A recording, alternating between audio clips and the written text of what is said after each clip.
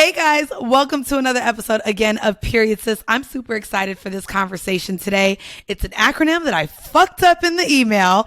But guys, again, I'm super excited to once again be shared on this microphone with a woman to share a journey of something that is so common, but yet I had no idea of. Today we are talking about Melissa's journey with POF. And you know what? Let's go ahead and start it there. POF stands for what? And what is it? It stands for premature ovarian failure. And in a nutshell, it's when you have lost your eggs and you are unable to carry your own DNA of an egg. Wow. And see, me looking it up, it actually, for those of you who are still just like, I can't carry my eggs, when I was looking it up, it compared it to pretty much an early onset of menopause. Exactly. So did you receive, were you getting those symptoms from menopause? Where in which, let's start from the very beginning. When did you find out that you had POF? So I found out August of 2020 that I had POF, and the symptoms were definitely there. So 5 years prior, I had been dealing with premenopause symptoms, so hot flashes, which I still get. But where do you live? Where do you live? In Virginia. How do you know the difference between, because again, I want to make this as, just elementary as possible. Mm-hmm. If I live in the South, how do I know the difference between a hot flash and it just, maybe it's just hot? So originally when all this came about, I was in Texas. That's where I'm originally from. So so when I was getting it, I was like, what is this? But I would literally just be sitting, having a phone call with a friend, and all of a sudden my T-zone started just perspiring. Listening. Yes. Okay. Yeah. So I'd be like, what is this? What's going on? I didn't understand. And I couldn't really figure it out. So the only thing I knew was drink more water. Like maybe I'm hot or maybe I'm dehydrated. Yeah. So, but one of the other things was that, again, my cycle was irregular. But that had slowly started to progress, and I'm like, and by irregular, so my cycle would disappear for 2 or 3 months. I wouldn't get a cycle. And in my mind, the only thing I knew about having an irregular cycle was that, okay, I must be pregnant. Because I was about to say, were you taking, there's a baby. That's why. Were you taking, I think the only other thing that I normally attach to, if my period is late, I'm like, was I stressing a lot? Just because, again, irregular periods, if you go to the doctor, they're going to be like, oh, well, most women, that happens. Irregular periods are normal, and anything can throw it off, from you traveling too much or exercising more, any change in your daily routine. So you were getting just irregular periods and you started noticing, okay, this is happening more often than not. Right. And my original go-to was because I'd ask other women that I worked with, older women, what's going on? What do you think? Oh, it's just stress. I went to different doctors. I had 5 different doctors that I went to, and each doctor continued to tell me that it was just stress. I'm a teacher, and of course, we're stressed, right? But not during the summer. I'm free. So, so I didn't understand. And every time a doctor told me that, it would be so frustrating because I'm like, no, there's something's wrong. I don't know what it is, but something's wrong. But everyone kept telling me the same thing. So when the hot flashes started coming was about 3 years ago. I went to 2 different doctors at that time to find out what was going on. Again, it was stress. Or that's Can you share what told. Age and what so age at that time I happening? was 34 when it was happening. My cycle started disappearing about 27, 28. Oh. And so again, every doctor was like, nope, don't worry about it, it's just stress. When I got the hot flashes, I was like, okay, what's going on? I went to a doctor in Dallas. She told me that it's just stress.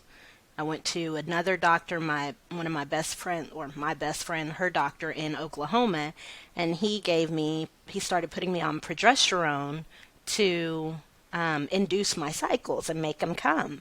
And at first, and that's a hormone. Correct. Right? That's a hormone. Yeah. And a lot of you, I think, have heard us mention it. It's one that's oftentimes found in birth control even. Mm-hmm. Okay, so you were given those pills, and did you see any changes with that?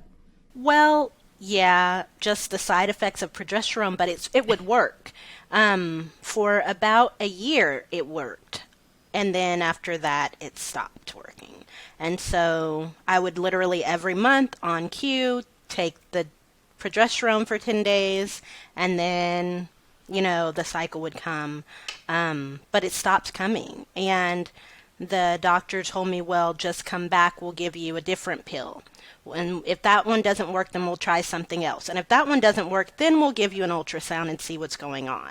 Just trial and error with your whole life? What is this? Yes, exactly. So did they say if this doesn't work, then maybe it's this. If this doesn't work, maybe it's that. Why was their solution almost a trial and error with medication? Like, did they say what possibilities it could be? They told me that this was normal, but they didn't tell me what it could have been. Like, what was bringing it on, what was causing it, like a diagnosis. No, it was just, we'll try this pill and that doesn't, try this one.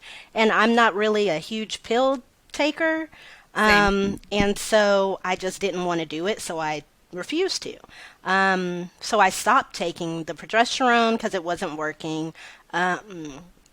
And then I didn't go back to that doctor because I didn't want to keep trying different pills.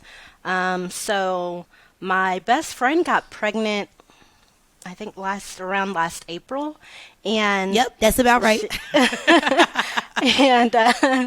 And so when I was down there visiting her, she was like, okay, we need to get you to a different doctor. And so I made an appointment, but the appointment wasn't going to be soon. So when I got back to Virginia, I got on the telehealth, and I found a black doctor, a gynecologist, and I called her. We did telehealth or whatever, and we spoke, and I said, look, before we go any further, let me tell you this. Every doctor that I keep coming across keeps telling me that it's stress. What I'm dealing with is not stress. If you tell me that it's stress, then I'm not going to work with this insurance anymore. I'm changing insurances, and that's it. And she was like, nice to meet you. Hello. Calm down. It's not me, sis. It's not me. I'm like, okay, so then what is it? So I told her everything that I was dealing with, the symptoms. She said, okay, you know what? It sounds like you might be dealing with some fertility thing. Let's check it out. So she gave me a whole... Real quick, can I ask you, I know, we said that the missed periods, felt like, oh, maybe I'm pregnant. At any point, did you question your fertility or, dang, is this something that, is affecting me? Because again, you started seeing missed periods as early as 27. Mm-hmm. And so over 5 to 6 years, you were just told it was stress. But at any point, were you worried that this really could be something that could be bad? Right. Yeah, no, I never thought, until I was given this diagnosis, I never even thought about fertility, about the option of possibly not being able to have children. It never crossed my mind. I just thought, okay, something's not right, but what is it? That's something that we don't typically talk about, infertility, right? That's why I'm asking right? you. It's so taboo. So it's it never crossed my mind at all. Wow. Yeah. Okay, so then so now you're with this new doctor on telehealth. She's a black woman doctor. What is that conversation like after, you let her know, sis, I need you to really give me something here. Right. What was that conversation like? And continue on. Well, she said she felt like I was dealing with some fertility issues, but she wasn't sure what. So she said, we're going to do a full fertility, check on you. So I did. I went to the doctor. I got 20 to 25 vials of blood pulled. So they could look at like everything within my body. So I did that, and then she called me about a week or two later, and she said, okay, so I looked at everything. Mind you, I had already Googled everything, because I'm like, okay, wait, what does that 0.01 estrogen, what does that mean? 0.01 AMH. Okay, what is an AMH? Like, I'm looking at everything, and I'm constantly sending her messages like, okay, I saw this on Google, and this is what this is saying, so what do you think? And oh, so no, not self-diagnosis. I was all about it. And my best friend and her mom were like, stop looking at Google. Like, let's wait. Let's get what the doctor has to say. So when she called me, she said, okay, I want you to know I wasn't ignoring your messages. It's just, you stay away from Google. Like, just let me let you know what's going on. And she said, unfortunately, I have to tell you that you have something we call premature ovarian failure. And I said, okay, what is that? And she said, basically, you have the body of, you're 36, and you have the body of a 51-year-old post-menopausal woman. And I was like, okay. Were you still like, so what does that mean? or yeah, how, like, how does it happen? Is it something I did? Like, are those the questions that you just started asking? What was your initial response to that? My first response was silence. I was like, and then I was like, okay, wait, what does that mean? And she said, well, looking at all of your hormonal levels and everything, you don't have any eggs. I said, well, wait, not one? Not one?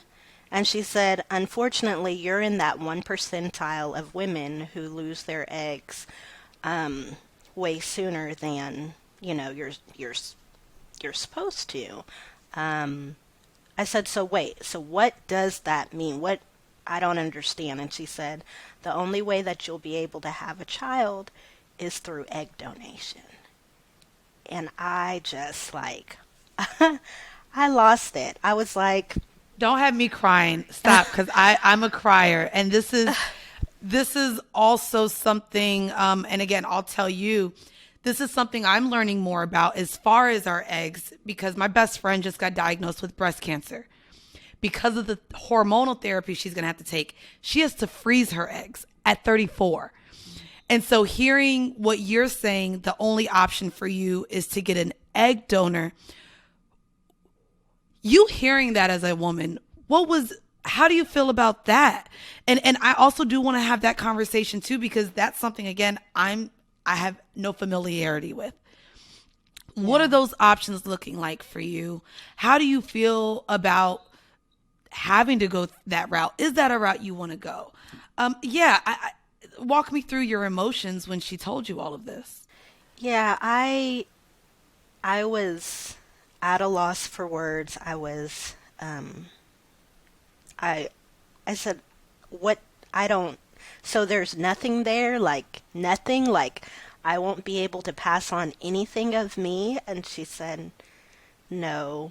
And then she said, and let's look into, like, because your body is the way that it is, we need to check on your something called DEXA, which is a bone density like scan. Just make sure, because now I'm more susceptible for osteoporosis because this good old 37-year-old body is 50.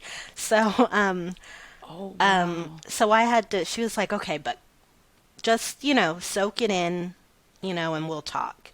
So I got off the phone with her and I just cried. I screamed and I cried because it made me feel like less of a woman in that moment. It made me feel like, what did I do? How do we get to this point? This doesn't even make sense. And why me? I went through a very dark emotional time. You're going to make me cry.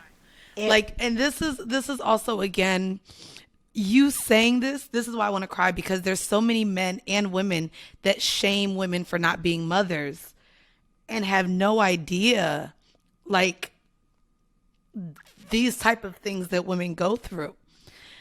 Did you have a partner at the time? At the time I did. And in that moment he was supportive. Okay. I cried. And he was like, okay, well, we'll figure it out.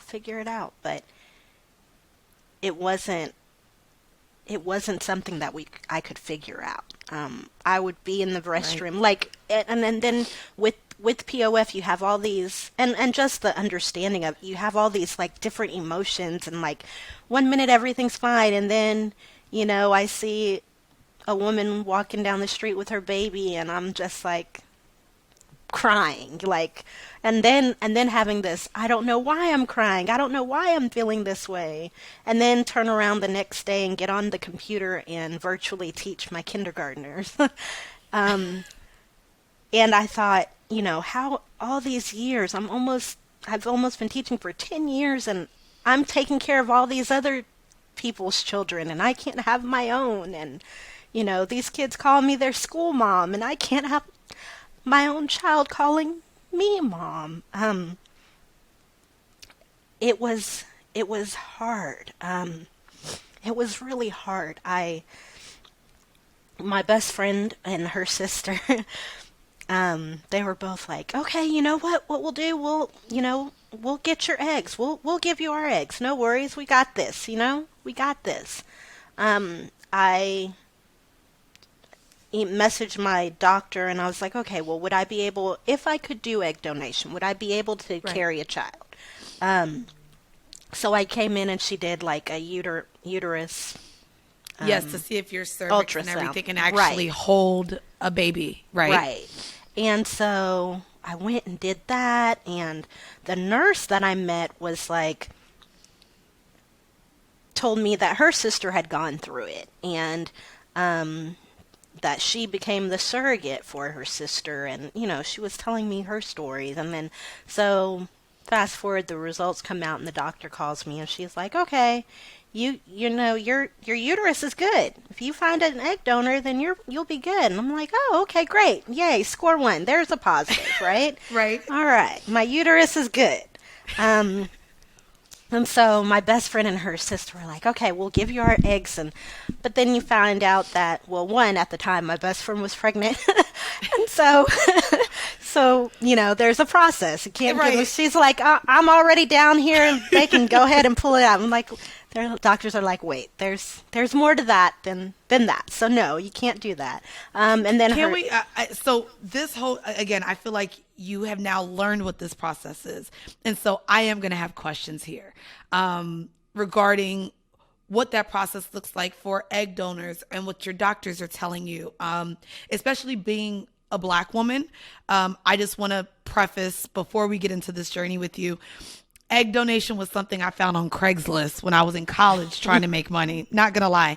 And the crazy thing about it is, and again, me and Medina just had this conversation.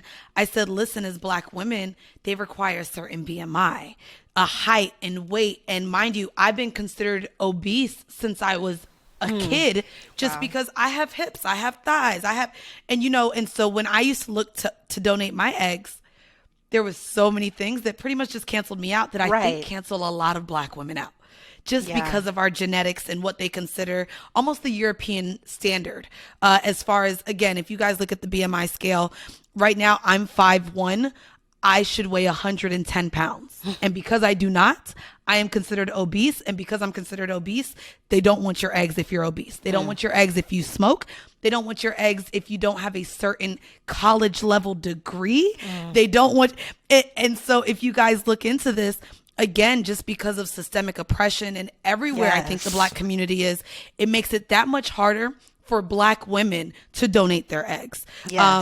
And again, I only know that again just because I was looking it up, because I was like, ooh, I want 30,000 real quick. And I didn't realize how much I just would never qualify to even be a part of that process.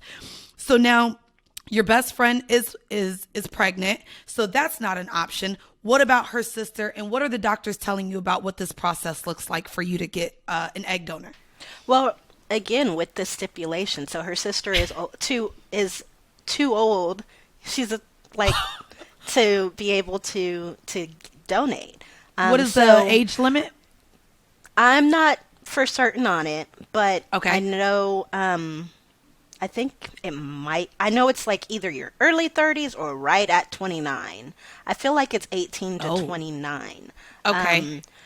But yeah, so when we found out those weren't options, we're like, okay, well, what do we do? So I went online and looked at different egg banks, and again, there's not a lot of us out there. And so Wow. you look and you're thinking, okay, well, now you're looking for this egg donor, but I want her to have my skin tone. I want her to have my kinky, coily hair. You know, I want her to have I want my child to look like me.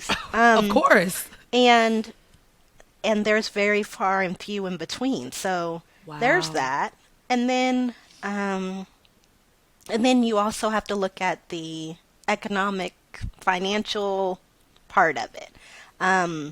Just to do it is just to do the eggs itself, it's like 20, 30, depending. And they have what I would say is maybe like a VIP, the VIP eggs that, you know, it's been shown that or proven that the eggs from this donor has gotten a positive pregnancy. Because sometimes you go through it and you try and the embryo doesn't stick. And so, do you get your money back? No. No, you don't. No, there are some companies or clinics that have like guarantee programs. Like if it doesn't work, then, but at that time you're paying $30,000-$40,000 just for that. And Can I ask you, with the diagnosis though, does insurance not help to cover those expenses at all? Or what was that looking like with it? Insurance? Insurance doesn't cover it. And there goes that other part of systemic racism, because there are certain companies that I'm in different Facebook groups like Pay for IVF and different companies that will, if you work for them, they will pay for your IVF. But most companies don't. Some states, if you live in certain states, it's been mandated by law that the insurances have to cover it, but most states aren't. So you're now looking at like women who have done IVF 3-4 different times. Well, their insurance pays it, or I chose the wrong career. I don't know, but they're able to do it, and unfortunately, my insurance doesn't cover it. And so now then you have to look at, okay, well, what's it worth? Because I had the conversation with my gynecologist. I said, realistically, at this time, like, how many people have you diagnosed with this? Like, is this normal? Is this a thing? And she, at that time in August, she had diagnosed 5 women with it. 4 of them were African American, and I was the only one that was still going to move forward and pursue it. And I asked her, why is that? And she said, well, why is it that they wouldn't continue pursuing it? And the reason that they gave her was financially. They couldn't do it. So you're paying for this, but then you got to think, okay, well, after that, I have to now pay for all my doctor's bills, and now I got to have money to raise the child, so you have to put all these different things into play, and it's difficult. So where are you now in that process then? If since you're the one that continued to pursue, your best friend wasn't an option, her sister wasn't an option, you realize that the banks here don't have as many options as eggs from women that look like you. So where are you in this process? So fortunately, having a strong support system has brought me out of the darkness. I just kept researching, and I found a clinic in Barbados.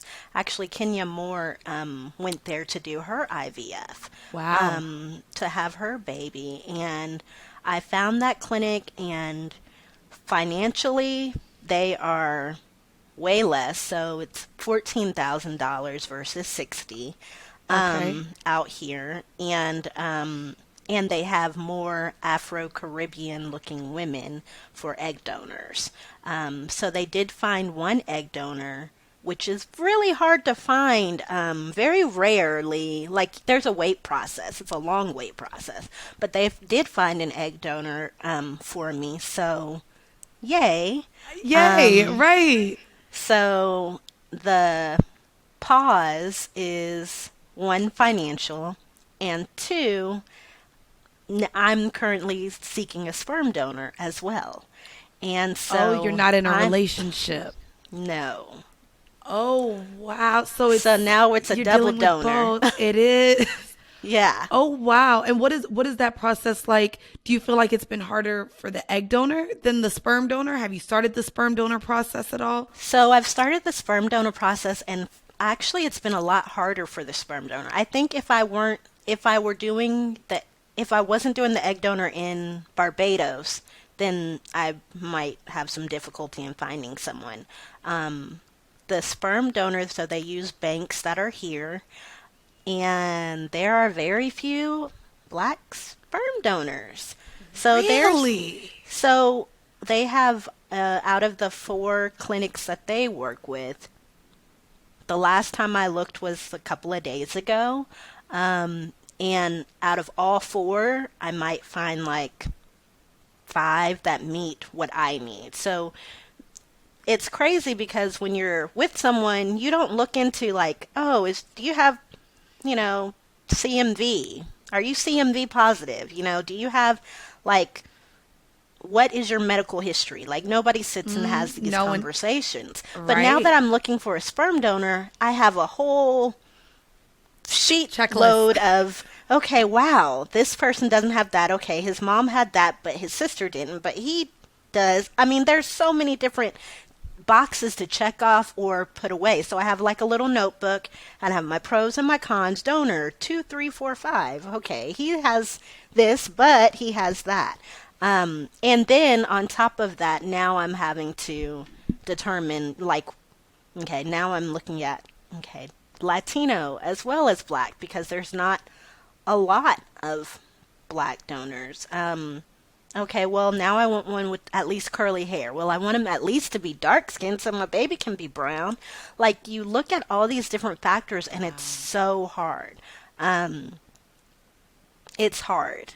And I think COVID has definitely put a halt on things because nobody's like out and about, right? So, right. Yeah.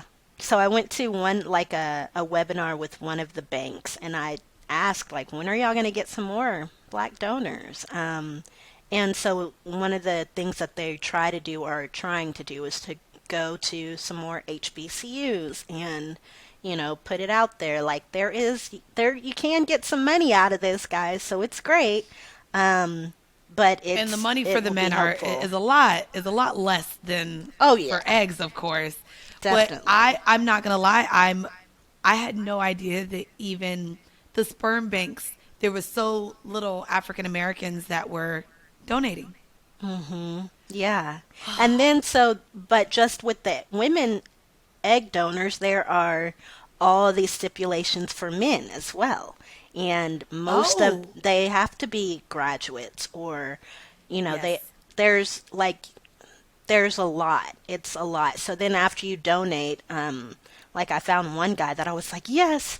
And then I called. And the thing is, it's like, once you find someone, you have to, bam, show me the money. You need to have it ready, locked and loaded to purchase. Otherwise, there's a waiting list now. Can I ask you how much, as someone who's looking for a donor, how much is that part of the financial burden? How much does it cost to receive the sperm? Right. On average, about $1,000 to $1,200. Okay.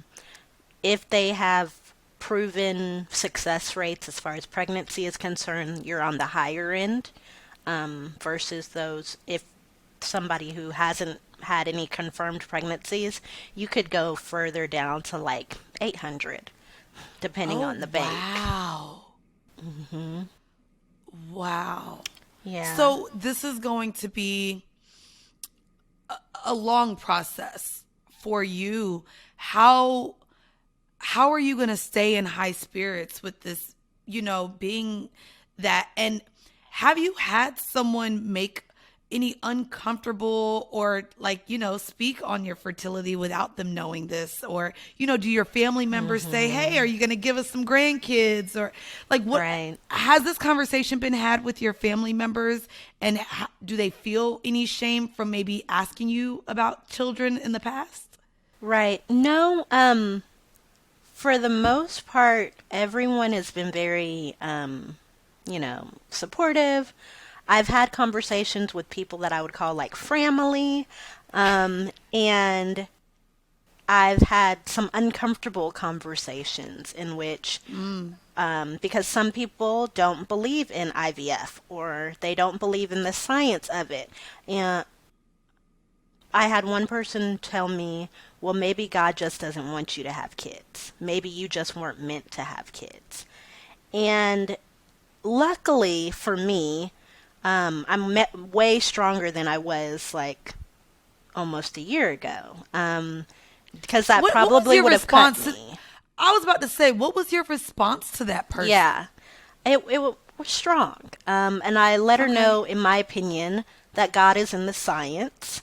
And that just because she was telling me that there's so many women that she knows that doesn't have kids. And this person doesn't have kids and that person. I was like, but did you ask them? Did you stop to ask them what's their story or why? Like, some people have just chosen, like the other 3 girls that my gynecologist diagnosed, like have just chosen, you know what, maybe this isn't the route that I'm going to go. But do you know why they aren't doing it? And she stopped and she was like, you know what, I never really thought of that. I never really thought to ask or see if they were okay or comfortable with not having kids. Right. So, or if they even could have them. Exactly. Like, that's the sickness. And unfortunately, a lot of people still have this belief that women were put onto this planet to reproduce.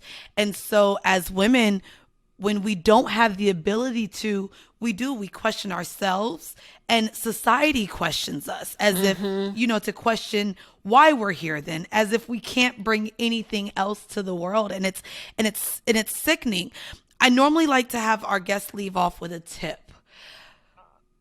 What would maybe you wish someone told you at a younger age? So when you started missing that period at 27, or you just knew something wasn't right, like many women, again, who may be listening to this and like, whoa, I miss a lot of periods myself. What is a bit of advice that you would give that maybe you wish someone gave you earlier on? Well, if you start seeing something and you really feel it, something's wrong, contact a doctor, find out what's going on, but don't take no for an answer. Like, if you don't like that answer, keep going. One of the things my doctor told me when she gave me this diagnosis was, I wish you had come to me years ago. Had you come to me years ago, there could have been possibly something we could have done. Maybe we could have frozen your eggs. Maybe, we could have done something. But I didn't know. And it's important, I think, to have these conversations and know what's going on with your body. If you're in your 20s and you don't know whether or not you want to have kids later on in life, still stop and think, maybe is this something that could be an option? Maybe you do. Maybe it's a good idea to go and get yourself checked. See what's going on with your uterus. See what's going on with if there's any eggs in there, and possibly, freeze them. Or if you're somebody you're like, you know what, I don't want to have kids, go get a little bit of money and and freeze your donate your eggs for someone else who could possibly want to have them but aren't able to. One of the things in Barbados, the women who donate the eggs do it voluntarily. So out there, they're not able to get any money for it, which is why their costs are cut. So that's why I'm trying to raise $14,000 versus $60,000, because out there it's just completely out of their hearts that they donate. Wow. So But here, you're able to get a little something and help yourself out, but at the same time help someone else out. Same thing with the guys. Get it out there, but know what's going on with your body. One of the things that I feel is so helpful is just having a strong support system. So the times when I have these conversations with people who don't want to support me or who I've kind of lost friends over because of the choice that I'm making to move forward with it, it's hard, it's difficult, but having that support system, having my best friend, her sister being like, you know what, we're raising this money. Hey, look, your GoFundMe is growing. Like, and for those of you listening, like, I have a strong sisterhood. I call them the box owners over here.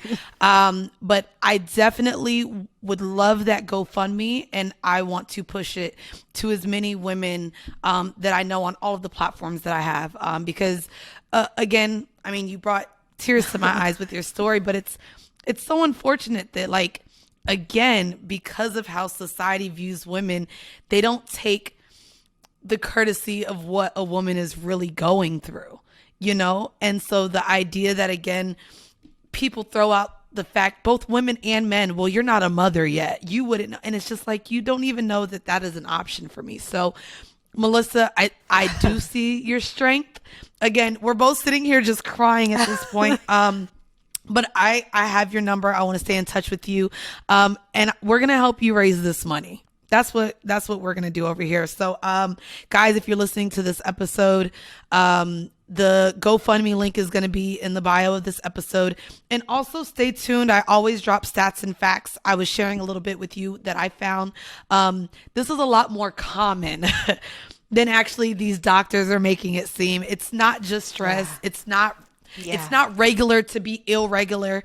Right. And so stay tuned, because there's a lot of stats to where the next time you go to your doctor, I want you to get checked, seek fertility, seek gynecology.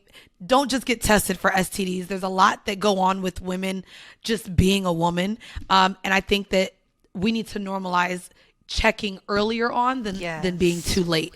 And you're the second episode where I've just sat here and cried. So, Melissa, thank you so very much for joining me today. Again, I see nothing but strength in you, and we're going to help you. We're going to help you get this egg, okay? We're going to help you get a baby. Melissa, thank you again. And guys, stay tuned for Stats and Facts. Again, this is another tale of womanhood, you guys. And thank you, Melissa. Thank you so much.